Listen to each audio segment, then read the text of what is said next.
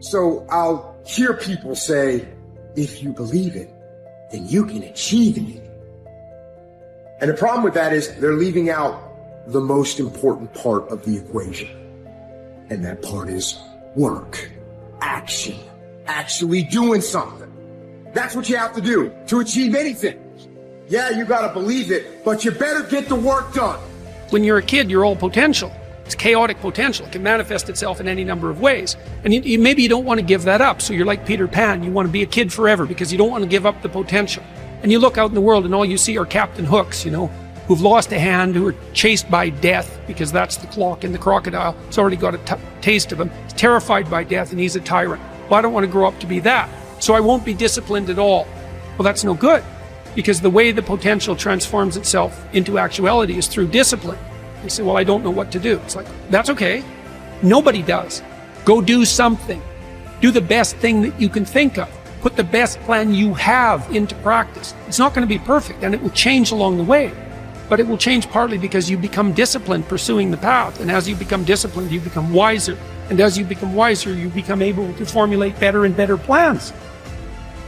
What does it take to really make the changes starting tomorrow?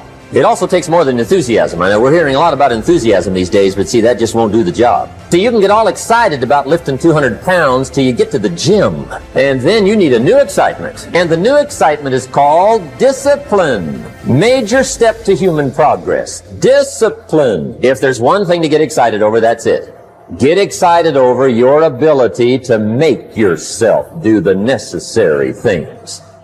It's a commitment. It's not a feeling. Commitments don't have nothing to do with your feelings. You do it because you're supposed to. It's a lifestyle. Instead of hitting that snooze button in the morning and not making your bed and not cleaning your house, you don't hit the snooze button. You get up. You don't want to go run, you go run. You don't want to go swim, you go swim. You don't want to make your bed, you make your bed. You don't want to clean your house, you clean your house. You don't want to study, you can study. That's how you start to callous your mind. It's going to suck. It's not going to be fun. Do something that sucks every single day of your life. That's how you grow. You will never have a greater or lesser dominion than that over yourself. The height of a man's success is gauged by his self-mastery, the depth of his failure by his self-abandonment. And this law is the expression of eternal justice. He who cannot establish dominion over himself will have no dominion over others. I mean, imagine you only have $100,000 to go buy a house. And so you go look at this house and it's like, Jesus, this house, man, it's like it needs a lot of work.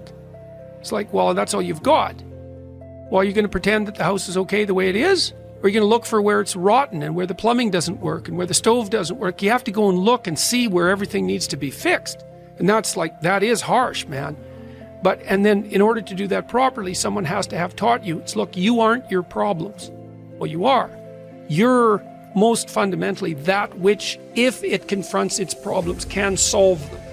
And that's the hero myth in a nutshell, by the way. The hero is the person who confronts horrible, chaotic potential and tames it and makes something of it, right?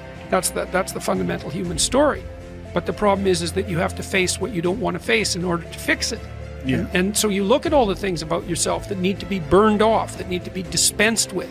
And that, man, especially at the beginning, especially if you're screwed up, that may be like 95% of you just has to go up in flames.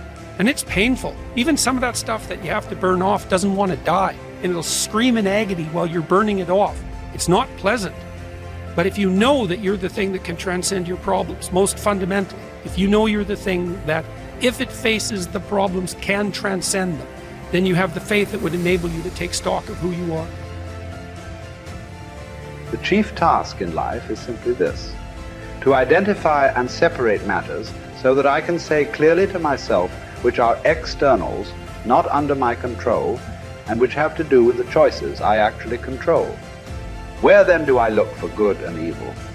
Not to uncontrollable externals, but within myself to the choices that are my own. Remember that among the things over which we have complete control are the goals we set for ourselves. I think that when a Stoic concerns himself with things over which he has some but not complete control, such as winning a tennis match, he will be very careful about the goals he sets for himself. In particular, he will be careful to set internal rather than external goals. Thus, his goal in playing tennis will not be to win a match, something external over which he has only partial control, but to play to the best of his ability in the match, something internal over which he has complete control. By choosing this goal, he will spare himself frustration or disappointment should he lose the match. Since it was not his goal to win the match, he will not have failed to attain his goal as long as he played his best. His tranquility will not be disrupted. The disciplined mind conquers all obstacles and achieves greatness, for it remains steadfast in the pursuit of virtue, undeterred by distractions or temptations. Discipline is the bridge between dreams and reality, turning aspirations into accomplishment. It is the compass that guides us through the storms of life, keeping us on the path of righteousness. By mastering our desires and impulses, we harness the power to shape our destiny. Discipline is the foundation of character, the forge where resilience and strength are honed. It is through disciplined action that we transform ourselves, inch by inch, into the best version of who we can be. This is from 12 Rules for Life. Rule 4 is compare yourself to who you were yesterday, not to who someone else is today. Yes. Because you need to have a hierarchy of improvement. You need to be aiming for something, and that means you're going to be lesser than people who've already attained along that dimension. Yes. And that can give rise to envy. So the question is, who should you defeat in the final analysis? And the answer is, you should defeat your former self. You should be constantly trying to do that. And you're the right control for yourself too, because you're the one who's had all your advantages and disadvantages. And so if you want to compete fairly with someone, then you should be competing with you.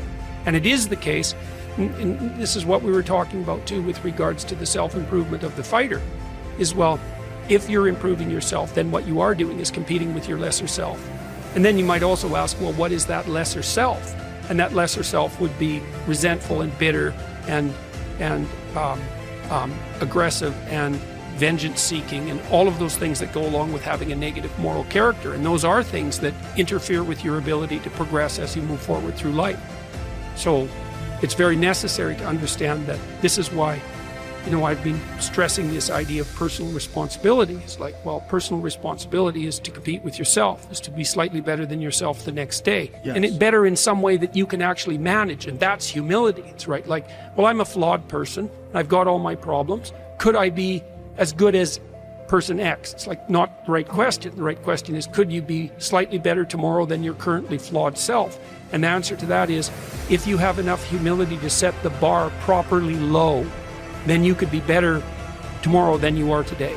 Because what you also have to do is you have to say, well, here's all my flaws and my insufficiencies, and the best that someone that flawed and insufficient could do to improve and actually do it is this. And that's not worth going out in the street and celebrating with placards, It's like, well, this is why I tell people to clean their room. It's not going to brag to someone that you did that.